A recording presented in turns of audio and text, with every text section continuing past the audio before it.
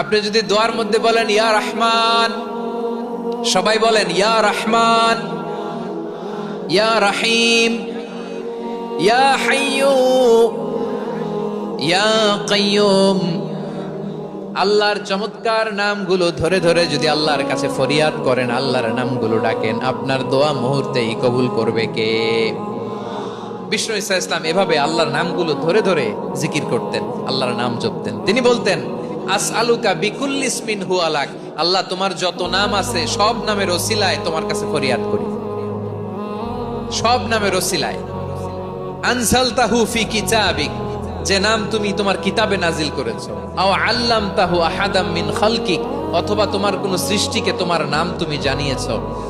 আও ইস্তাসারতা বিহি ফি ইলমিল গায়বি ইনদাক, অথবা গায়েবের জ্ঞানে তুমি তোমার নিজের জন্য ওই নামগুলো সংরক্ষিত রেখে দিয়েছো। সব নামের ওসিলায় তোমার কাছে চাই। সুবহানাল্লাহ।